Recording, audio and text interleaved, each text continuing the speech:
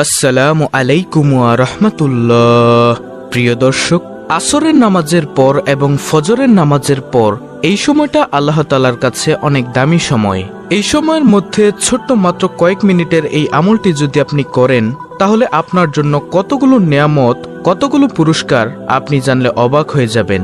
আল্লাহ তাআলা নিজেই ওয়াদা করেছেন। প্রিয় দর্শক, আজকের এই আমলটি যদি আপনি করেন, নম্বর 1, আপনার উপর আল্লাহর রহমত নাজিল হবে। 2, ফেরেশতারা আপনার জন্য রহমতের দোয়া করবেন। 3, সব ধরনের অন্ধকার থেকে, দুঃখ থেকে, বিপদ থেকে, অভাব দারিদ্রতা থেকে, শত্রুর অনিষ্টতা থেকে, দুনিয়ার যত ধরনের ক্ষতি আছে সব ধরনের ক্ষতি থেকে আল্লাহ রাব্বুল আলামিন আলোর পথ দেখাবেন।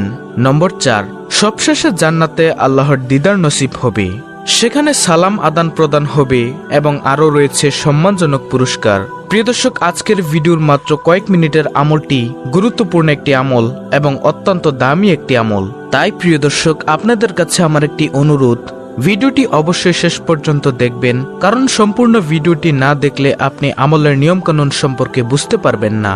এজন্য সম্পূর্ণ ভিডিওটি ধৈর্য সহকারে দেখুন এবং শুনুন। তাহলে চলুন মূল আলোচনা শুরু করা যাক। প্রিয় দর্শক, দুনিয়া থেকে দিনের ফেরেশতারা আসরের পর চলে যায় এবং রাতের ফেরেশতারা আসরের পর আসে।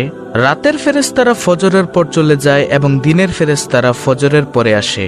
প্রতিদিন আমার জন্য, আপনার জন্য দিনে 70,000 ফেরেশতা নাজিল হয় এবং রাতে 70,000 ফেরেশতা নাজিল হয়। যেই ফেরেশতারা আজকে আপনার জন্য ডিউটি করেছে, তারা আগে কখনো ডিউটি করেনি, কিয়ামত পর্যন্ত আর করবেও না। প্রিয় দর্শক, এবার চিন্তা করুন, এই ফেরেশতারা কত হাজার বছর ধরে অপেক্ষায় ছিল আজকে আপনার এই ডিউটির জন্য। এদেরকে বানানোর পর আল্লাহ তাআলা যেন একটি চিরকুট লিখে দিয়েছেন যে এত সালের এত মাসের এত তারিখে তোমার ডিউটি। এই ডিউটির কাগজটা নিয়ে সে অপেক্ষায় ছিল হাজার হাজার বছর ধরে। আজকে যখন তার ডিউটির দিন এসেছে, তারা কি পরিমাণে খুশি হয়েছে চিন্তা করুন। তারা খুশি এ কারণে যে এই দিনের জন্যই তাদেরকে বানানো হয়েছিল।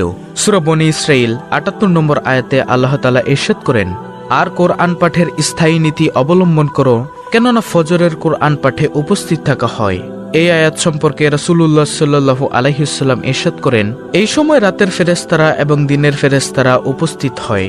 তিরমিজি শরীফের 3135 নং হাদিস এবং বুখারী শরীফের হাদিসে এসেছে, যে ফেরেশতারা রাতে তোমাদের সাথে ছিলেন তারা আল্লাহর কাছে চলে যান, তখন আল্লাহ তাআলা তাদের জিজ্ঞাসা করেন, অথচ আল্লাহ তাআলা তাদের সম্পর্কে বেশি জ্ঞান রাখেন। আল্লাহ তাআলা তাদের জিজ্ঞাসা করেন, তোমরা আমার বান্দাদের কি অবস্থায় রেখে এসেছো? ফেরেশতারা জবাবে বলেন, আমরা তাদেরকে এ অবস্থায় রেখে এসেছি যে তারা সালাত আদায় করছে, এবং আমরা তাদের কাছে গিয়েছি এমন অবস্থায় যে তারা সালাত আদায় করছে। এমনটি আত-তারগীব ওয়া তাহরিবের 463 নং হাদিসের বর্ণনা। তখন ফেরেশতারা আল্লাহর কাছে ফরিয়াদ করেন, হে আল্লাহ, তুমি কিয়ামতের দিন তাদেরকে ক্ষমা করে দিও। সেজন্যই সকাল সন্ধ্যার সময় খুবই দামি সময়। বিশেষ করে নামাজের মধ্যে ফজর ও আসরের নামাজ খুবই দামি। সূরা বাকারার 238 নং আয়াতে আল্লাহ তাআলা বলেন, সমস্ত নামাজের প্রতি যত্নবান হও, বিশেষ করে মধ্যবর্তী নামাজের ব্যাপারে, আর আল্লাহর সামনে একান্ত আদবের সাথে দাঁড়াও। অতএব ফজরের নামাজ ও আসরের নামাজ জামাতের সাথে অবশ্যই পড়বেন। তারপর ফজরের পর বসে বসে কোরআন তেলাওয়াত করবেন, জিকির আজকার করবেন।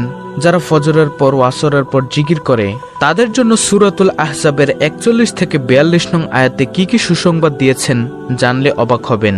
আল্লাহ তাআলা বলেন, হে মুমিনগণ, তোমরা আল্লাহকে অধিক পরিমাণে স্মরণ করো এবং সকাল বিকাল আল্লাহর পবিত্রতা বর্ণনা করো। তিনি তোমাদের প্রতি রহমত করবেন এবং তার ফেরেশতাগণ রহমতের দোয়া করবেন অন্ধকার থেকে তোমাদের আলোকে বের করার জন্য। তিনি মুমিনের প্রতি পরম দয়ালু। যেদিন আল্লাহর সাথে মিলিত হবে, সেদিন তাদের অভিবাদন হবে সালাম। তিনি তাদের জন্য সম্মানজনক পুরস্কার প্রস্তুত রেখেছেন। দেখুন প্রিয় দর্শক, যদি সন্ধ্যায় কোরআন তেলাওয়াত করেন, মাসনুন দোয়া ও জিকির সমূহ করেন, তাহলে আপনার জন্য কতগুলো পুরস্কার রয়েছে। নম্বর 1, আপনার উপর আল্লাহর রহমত নাজিল হবে। 2, ফেরেশতারা আপনার জন্য রহমতের দোয়া করবে। 3, সব ধরনের অন্ধকার থেকে, দুঃখ বিপদ থেকে আল্লাহ তাআলা আলোর পথ দেখাবেন। সবশেষে জান্নাতে আল্লাহর দিদার নসিব হবে, সেখানে শান্তির আদান প্রদান হবে এবং আরও রয়েছে সম্মানজনক পুরস্কার। সুতরাং যত বেশি নেকি, যত বেশি জিকিরের আমল, যত বেশি কোরআন তেলাওয়াতের আমল উপরে উঠবে, তত বেশি রহমত নাজিল হবে। প্রিয় দর্শক, এখন হলো মূল আলোচনা। এখন আপনারা বলতে পারেন যে সকাল সন্ধ্যায় কি জিকির করবেন, তা অনেকেই জানেন না। তাই প্রিয় দর্শক, আমি সংক্ষেপে মাসনুন আমলগুলো বলে দিচ্ছি। আমলগুলো হলো ফজরের পর 3 বার সূরা ইখলাস, 3 বার সূরা ফালাক, 3 বার সূরা নাস পড়বেন এবং সন্ধ্যায় তথা মাগরিবের পরে একই আমল করবেন, অর্থাৎ 3 বার সূরা ইখলাস, 3 বার সূরা ফালাক, 3 বার সূরা নাস পড়বেন। আর জোহর আসরের পর এই 3টি সূরা অর্থাৎ সূরা ইখলাস, সূরা ফালাক, সূরা নাস একবার করে পড়বেন। প্রিয় দর্শক, 3টি সূরা দুনিয়ার সকল বিপদ আপদ থেকে রক্ষার কবচ। আবু দাউদ শরীফের হাদিস, হাদিস নম্বর 1523, তিরমিজি শরীফের হাদিস, হাদিস নম্বর 3575। তারপর একবার আয়াতুল কুরসি পাঠ করবেন এবং 33 বার সুবহানাল্লাহ, 33 বার আলহামদুলিল্লাহ, 33 বার আল্লাহু আকবার এবং একবার পড়বেন লা ইলাহা ইল্লাল্লাহু ওয়াহদাহু লা শারীকা লাহু লাহুল মুলকু ওয়া লাহুল হামদু ওয়া হুয়া আলা কুল্লি শাইইন কাদির।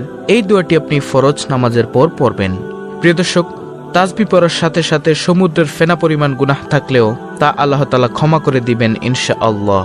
এরপর একবার পড়বেন আল্লাহুম্মা আইন্নি আলা যিকরিকা ওয়া শুকরিকা ওয়া হুসনি ইবাদাতিক। অর্থ হলো, হে আল্লাহ, আপনার স্মরণে, আপনার কৃতজ্ঞতা প্রকাশ এবং আপনার উত্তম ইবাদতে আমাকে সাহায্য করুন। আবু দাউদ শরীফের হাদিস, হাদিস নম্বর 1522।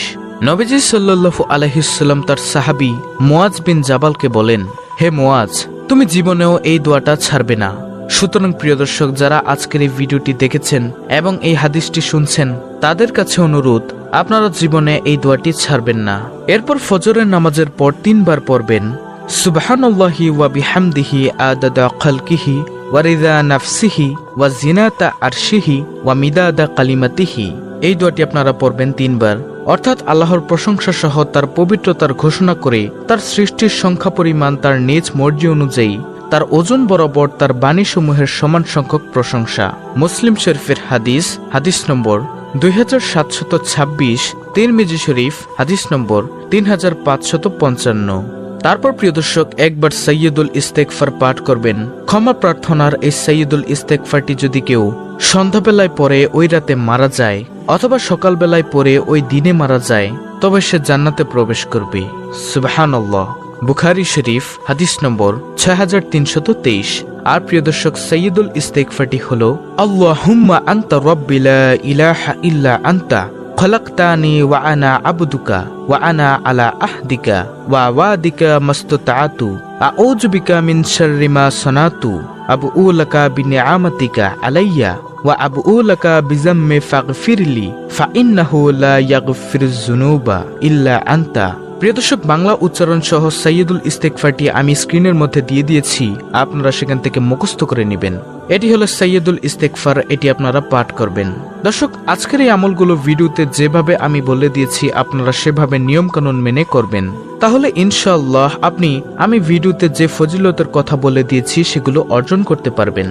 তো এই ছিল আমাদের আজকের ভিডিও, অত্যন্ত গুরুত্বপূর্ণ একটি ভিডিও। ভিডিওটি ভালো লাগলে অবশ্যই চ্যানেলটিকে সাবস্ক্রাইব করে বেল বাটন অল বাজিয়ে দিবেন। ভিডিওটিতে একটি লাইক দিবেন এবং কমেন্টে আমিন লিখবেন এবং অন্য মুসলিম ভাই বোনদের কাছে ভিডিওটি শেয়ার করে দিবেন, যেন তারাও দেখে শিখে আমলটি করতে পারে। আল্লাহ রাব্বুল আলামিন আমাদের সকলকে সকাল সন্ধ্যায় বেশি বেশি জিকির আজকার দোয়া দুরূদ পাঠ করার তৌফিক দান করুন। আমিন।